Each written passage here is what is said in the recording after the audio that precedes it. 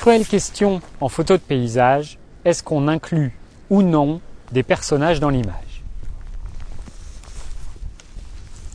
C'est une grave question. Je vais vite faire une photo parce que j'ai des gens en arrière-plan pour vous montrer un petit peu de quoi on parle.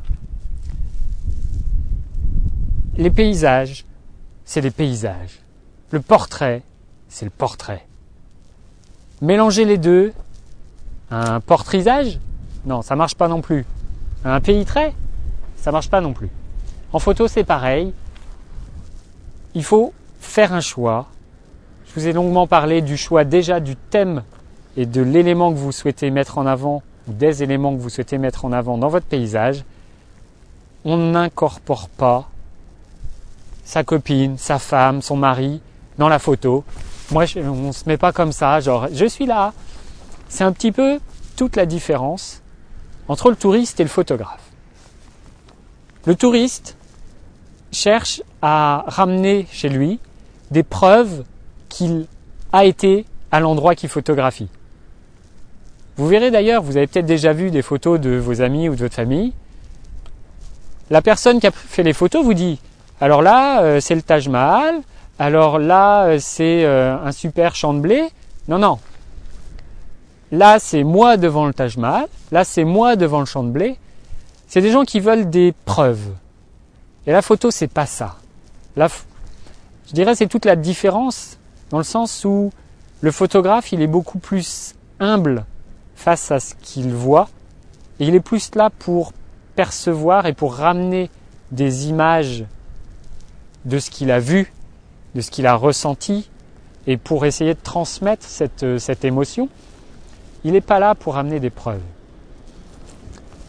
Alors, est-ce qu'on incorpore ou non des gens dans les paysages? Non à 99% du temps. Et oui, pour donner l'échelle.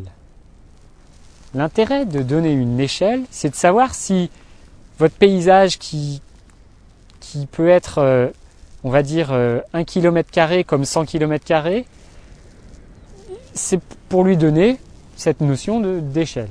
Je ne sais pas si vous les voyez en arrière-plan, il y a deux personnes qui se baladent.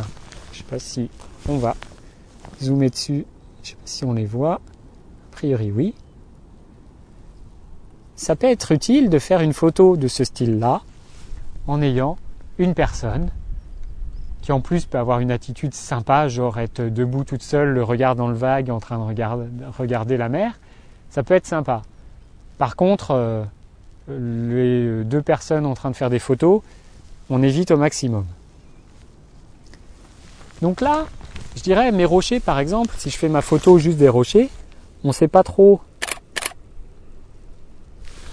s'il s'agit d'une macro prise à 10 cm ou d'un champ de rochers absolument énorme. Donc pourquoi pas incorporer un personnage? Mais on va pas le mettre au milieu. C'est pas le thème, c'est pas le centre de ce qu'on est en train de faire. C'est un élément parce que il y a des paysages où il y a naturellement des gens. Ici, on est au bord de la mer, c'est pas flagrant. Si vous faites des photos en ville, ça paraît logique d'avoir des passants. Mais ils sont là pour donner une idée, pour appuyer votre paysage. Ils sont pas là pour qu'on reconnaisse les gens, pour qu'on dise « Ah, c'est machin devant tel paysage ». C'est vraiment un truc très important à prendre en compte. Et je vous invite, lors de votre prochain voyage, à vraiment faire l'exercice. Si jamais vous faites partie de cette catégorie du « moi devant » ou du « mon mari ou ma femme devant », d'essayer de faire un voyage où vous ramènerez aucune photo de vous